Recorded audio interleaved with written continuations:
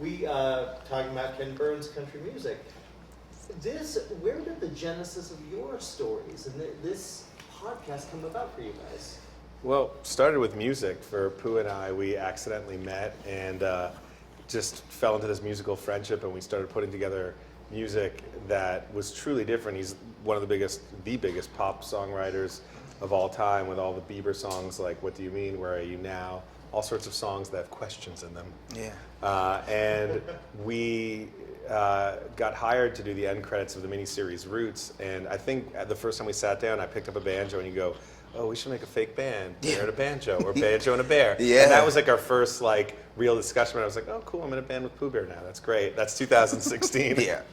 And here we are, several years later, and it evolved from something that was purely just for fun while we were doing our jobs, writing hit songs, writing songs for TV, making movies and TV shows. We somehow saw the explosion of this new medium, podcasts, and I was actually just looking at numbers around podcasts and saying that like there was a 10% jump in the amount of people who've ever even listened to a podcast before as of last year. 51% of all American households have heard a podcast as of this year, and that like this month alone 90 million people will listen to that. So when you think about those numbers against the dismediation or like the fragmented media world of TV, internet, cord cutters, all these people, more people are flocking to something that's old and reliable through the storytelling thing than, you know, all the other tried and true things that exist in your face, your phone, your TV, your theater. And when it comes to Bear and a Banjo, just people these days, especially millennials, they want to know where their music comes from. And Bear and a Banjo is really a true fiction of American musical history, told through these two mythical, legendary, did they exist or did they not, scamps that just happened to be at the very turning points of American musical culture throughout 5 decades. Yet none of their music exists on any pressings of disc or anything. And I played Dr. Q, who was out to desperately find if they really existed. Oh. Yeah.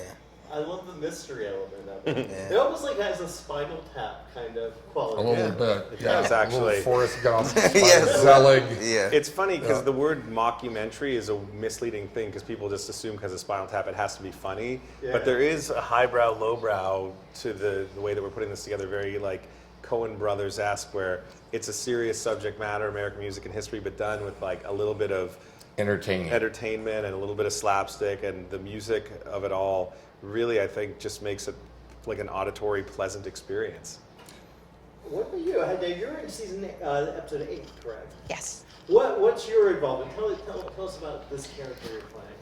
I actually knew them, Bear and Banjo, very well. In fact, I was very in love with, I had a love story with Bear.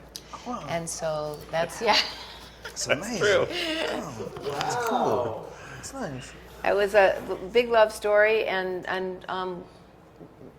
she herself was a lover of music, and I calls- come to interview her. comes to Tracks her down. track me down so I can, because We don't want to give none away of this too music, much. yeah, we don't want can't. to give away too Okay, much we're of not. the story. Exactly. But Their I'm a episode little is flummoxed here to talk about it It's because you not. want to surprise people, but yes, they did exist. They do exist. They did. Still, do they still? Yes, of course. And her episode is the most important Yes, one they because do. it's the one This around thing right here. the Yeah, Bob no. Dylan lyrics is the foundation of her episode, and it really plays out like this master's level, you know, acting experience where they're doing 30 pages of nonstop dialogue that very few people could actually pull off, and the way that they're reading it, it really engages you because some of the episodes use a bit more bells and whistles of audio design and other people. That special episode will be the last one of the season, and that's the one I'm most proud of, and that's why, you know, having Rosanna's involvement around the Dylan song, the Dennis performance, and all of these amazing things pulled together. I just will hopefully leave people wanting to know more about it after that, you know, last episode of the first season. Well, I like that you mentioned there's a piece of history involved. how close are you staying to history, and how much of it is fictionalized? It's a true fiction. True fiction, I like that. Just like life. Exactly. You know what? You remember it. You misremember it. You swear you were there that day, and that's what life is about, really. Life surprises you. Yeah. But the story itself, back in the 30s and 40s, where a family would gather around a radio to listen to a drama or a comedy or whatever. You had to use your imagination. And our episodes are 20 minutes long. It's about the time it takes most people to drive to work. And with the attention spans, I told over a period of time, and you just get drawn into this world, and you can lose yourself, it's an escape. And we need one of those. Yeah, boy, do we. Oh my God, yeah. Because I ain't seeing much on the news. Yeah, No, it's just the same. Music over and over. I'm definitely not is. hearing much. I agree. We need music to transform us all. Music can transform humanity, and that's what this is bringing us all back together. Music brings people together. Agree. Always. And the level of talent, you've got T-Bone, you've got Bob Dylan. I mean, that's amazing. What are some of the other influences? I mean, that really, for me, this sort of Venn diagram of people that I would love to work with all exist in this project. It's These good. two, by the way. Everything, seriously, like it really is American icons across the board, from actors to the writers of the music to the actual writers, the people who wrote the stories of some of the top music journalists. And I got connected to them just because I said to T-Bone, who writes great articles? And he didn't really think much of it, but he was like, oh yeah, Tom Piazza and Bill Flanagan. These are like these are the people that Bill, who probably proofread Bob Dylan's Chronicles and understands more about how to obfuscate these characters and why people sort of attract to music mythology. And I said, build that for us. All I know is that we have these songs. We think we existed sometime in the American century. And Dennis's love of musical history, just listening to the stories that him and T-Bone tell, so much of this is like, I hear them say something, I write it down, I'm like, that's gonna be an episode. That's gonna be an episode. And Pooh Bear's life, that's gonna be an episode.